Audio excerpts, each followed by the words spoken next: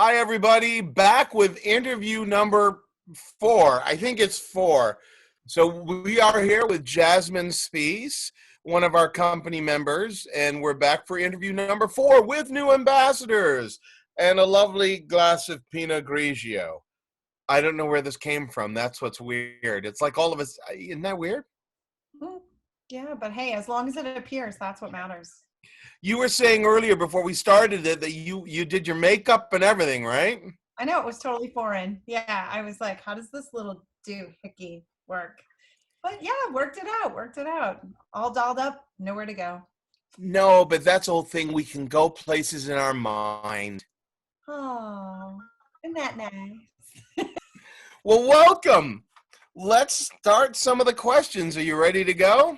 As ready as I'll ever be. I mean, nobody's ever bothered to be like, hey, Jasmine, so you're cool. Let's interview you. So let's go. That's what we're going to do. We are going to do that. So, question number 1. All right. So, how and when did the acting bug bite you? Well, I've always been rather theatrical, not surprisingly. I used to sing a lot. I think my inspiration for singing came from The Little Mermaid, believe it or not. Yes. Okay. And then I just decided to try out for the Milton Optimist Club production of Beauty and the Beast. And that was back in 7th grade. And so I thought, okay, I'll give this a try. You know, everybody was talking about this other girl. Her name was Paliki Caparo, and she was going to get the lead. And I'm like, that's totally cool, whatever. And then I got the lead. So I was like, what? Shut the front door. So yeah, after that, then I kept getting the lead like all the way through middle school and high school. So yeah, pretty Well, good. you had to get the lead. She would have had to change her damn name anyway. Nobody can pronounce that. That's No, not Hollywood. no, I mean, ha ha ha. So, anyways, yeah, that, and then I decided to actually go into theater after I decided in my senior year that I did not want to pursue French horn professionally. There you go. Interestingly enough, it's funny when Jasmine and I got involved together in New Ambassadors, and I think before then also with another group. I can't even think of the name. What is wrong with me? Anyway, but still, we knew each other and didn't know how. And didn't that almost take like 6 months to a year before you figured it out? Yes, it did. I looked back at some old photos I had, and I'm talking old photos. Like, I didn't even have this digitally anywhere. I took a picture of it and I sent it to him. It was back in what I think it was the year 2000 or something like that. Not to date ourselves, but totally to date ourselves. We did this really sweet little children's production. I was 16. I was Of 16. course, and I was like 12. So anyways, we did this sweet little children's theater production called, I think, Christmas Carol and it was written by Catherine Goldstein, who's still a lovely friend to us both. And yeah, that's where I met Todd Butera, who terrified a bunch of children with his fabulous stage makeup, because he couldn't half-ass his makeup, you know. Can I swear? Swearing okay? Just to clarify, it was Christmas Carol, and I was Jacob Marley's ghost, so I was a little scary. But it was cute. But we racked our brains. We did not know why. We like, I know you. I'm like, yeah, I know you too. I mean, thank God we didn't have any children together. Like, that would have been awkward. That would have been a whole thing. Yeah. No, we don't want to backtrack on that. Yeah. Yeah, that would have been weird. I'd be like, what did you do with them? And you would have had to lie. You're like, nothing, even though you sold them on the black market for thousands of dollars. And then it And would it have been. all started with children's theater, man. Isn't that where it always starts? But yeah, I mean, I always tell people, hey, it's a rite of passage to act with Todd Butera on the New York theater scene. You know, if you haven't acted with him, you haven't done anything in the city. I'm sorry. That's very cool. All right. So, on to question 2. Yeah. How did you get involved with New Ambassadors? Where did that come from? Well, I work with a lot of different theater companies in the city, and I just know a lot of people, and it just seemed it was kind of a natural transition. I actually don't even remember, because I have friends that just kind of like, you know, they're in and out. It's a community. But I do remember a lab a while ago that David had asked me to do. And then I just kept, you know, coming and doing the thing. And yeah, it's been really, really fun. So. Great, great. On to the next question. Um, what has been your experience so far with new ambassadors? So I know you're mainly acting, right? You don't are you writing as well? I know you're doing playwriting with David. So, Yeah, but I've been writing for almost a year now. I started writing in June. I do take an playwriting class with David, which is really awesome. And I actually did my first lab as a writer recently, so that was really exciting. Of course, I started in acting, and I've been mostly a core acting company member here, which has been really exciting. But yeah, yeah, I've also done a little bit of playwriting here, and I hope to do some more with them. So I'm really excited. Yay, new ambassadors. What? Minky, I remember your Minky. That's Oh, one of my favorite things you've ever done. The voice is like you should have a children's show, not a scary one like the Minky thing, because that was all about puppet sex, it's which kind is of awkward. Yeah, that's always awkward. Nobody likes puppet sex. I mean, not really. well, my favorite thing I've ever done with new ambassadors is definitely the Heartbroken Festival. Mostly because part of it was like terrifying to me because I had never done puppetry before. So that was something that I had always sort of wanted to learn, but had never really taken the time to learn it. So what better way than just being thrown into the deep end? So when David had asked me, "Hey, Jasmine, I just keep hearing, your voice in this particular piece by Rachel Carnes," and yeah, it was really great. I had to learn puppetry, I believe, in 6 weeks, and I got to put it up and use a voice and go nuts. And yeah, it was a hand and rod puppet. I got to learn from one of the best, Edward Medina, who worked with Jim Henson. So yeah, it was really great training. I'm looking forward to continually finding ways of putting puppetry into my work going forward. He actually let me keep Minky, so she is now a member of my household. Truth. I didn't know you got to keep Minky. That's amazing. It was like my favorite thing in the world. Yeah, yeah. And so I'm very excited about that. So yeah, I'm just trying to find ways of like playing around with Minky and using her for things. And yeah, Also, so great to be like that close to a Jim Henson person. I mean, screw Kevin Bacon. We've got 6 degrees. yeah. That's true. That's true. He had some really great stories to tell me and some really great rules that I don't think you can get just very easily off the internet or whatever. Just, insider things that you have to learn with the puppets and things that you don't even realize about them until here you are. You've got, this little monkey on your hand and you're like, I want to take Pilates. And you're just going nuts. It's just, they give you permission kind of to be a cartoon character, which is something I had also never had a chance to do. And I think that was really exciting for me. Yeah, being able to originate this kind of crazy thing and just go for it. Amazing. And so close to Jim Henson. Did he tell you, does Kermit really think Miss Piggy smells like pork?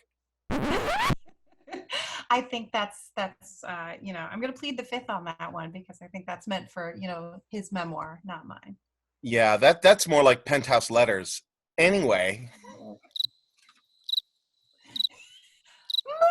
right along here. All right, next question. Yes. Oh, what is your dream role? Oh, Dream job, even as a playwright. What's your dream, if you have one? I have a whole bunch of dreams. I'm living the dream, man. I'm living the dream. I played some of my dream roles already. I was Liza Doolittle in My Fair Lady. I've been Maria Rayner in or Maria von Trapp in The Sound of Music for I want to say a year and a half to 2 years of my life. I've done things like that are really great. And what I'll say about dream roles is, they're all fine and good, but usually there's some kind of precedent to them. Like somebody's already done them. So you kind of feel like there's a stigma attached to them. One reason why I love New Ambassadors Theater Company so much is because we're working on brand new stuff that nobody's ever done before. So it's been really cool to originate new work. And I feel like, my dream role is whatever I'm diving into. And it's been fun to discover new aspects of my personality or being able to really do something that challenges myself. So that I can say yes and. I have this kind of yes and attitude to everything that I do. Even if I haven't done it before, I might get that, oh, does that make me a little scared? And I'll say, oh, yeah, but I'll be like, yeah, let's do this. Let's do this. And that's been my general attitude. And I feel like that's the general attitude of the company. Like, we just put on The Great Escapism. I had never really done a lot in voiceover before.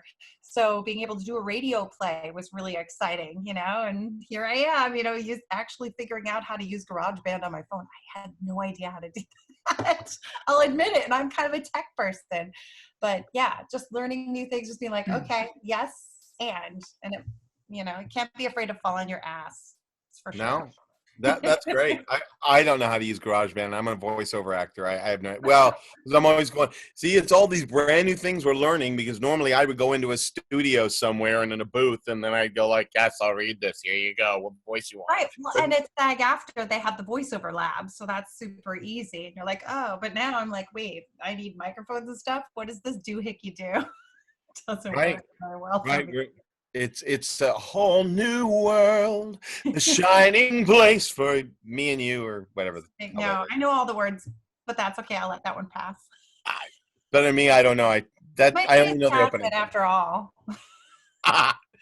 Okay, so one of my favorite questions: if you had not been an actor, what would you have done? What would have been? Actually, I mean, I've always been artistic, and my parents always knew this about me, and it was no big surprise. But, for the longest time, I actually wanted to be a French hornist. And it wasn't actually until my senior year of high school where I realized that those kinds of musicians were not my people. And I'm glad I realized it when I did. And I'm also glad that subsequently John Doyle started being like, oh, here, let's throw some people who have instrumental skills in there. I'm like, this is really interesting. I can be all of the things and, hang out with people who want to connect with each other. Because I think the moment I can tell you I decided to be an actor was actually in the middle of doing, State Honors Orchestra. I was one of the top, I believe, 8 French hornists in the state. And I was playing this beautiful song, right? And I'm just crying. It was so beautiful. It was called The Turtle Dove. I'll never forget it. And the strings were just, and everybody was like, and then when we got done with it during like rehearsal, I look around and everyone's like, crap, I messed up measure 146. And I'm like, you guys, do you understand what we just did? And I realized these people are going to spend so many hours in a practice room by themselves. And I'm just not that person. I love people too much. I care. I feel the emotion of the art that I'm doing. And that's the actual moment when I realized that that's not what I wanted to do. That's kind of true. I suppose classical music people, they're not the kind of people that are going to like invite you over and pull out the Crisco, the leather, and the fishing line. They're just not those things. Well, I mean, there are some that are more theatrical than others, but for the most part, I found them to be very exacting and really loving their time alone with their instrument. And I did too, but I just also realized that there was like a lot more to the work that I really wanted to do. And that's acting, that's really. It's the passion, because nothing says passion like leather and Crisco.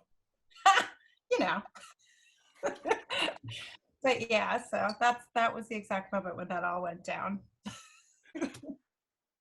All right. One of the last questions, might be one more, but okay. What has been your favorite experience so far with new ambassadors? I think I shared it already. Minky, me, and Randall. Yeah. Oh my gosh. Minky, me, Randall, and Edward just doing the thing and like taking Rachel's play, I think, in a direction that it hadn't gone before.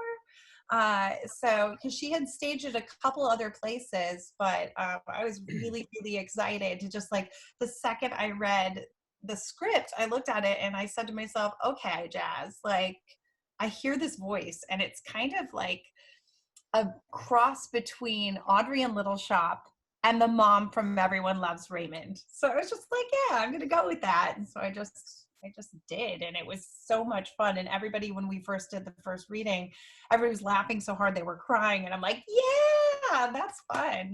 Just finding that character, being able to throw everything into it, not being afraid of it that was cool. It was a brilliant character. Well, to wrap it up, I mean, we're all trying to do COVID here, isolation. So Yeah. what is your, what's your favorite facial mask so far in the last couple of months? I don't know. I just haven't really been paying attention to them. I'm terrible. I know. I'm just like, I don't want to think about it so much. I've just been chilling. Like, just, you know what? I'm going to just not think about that stuff and just keep creating. So I've been writing a lot.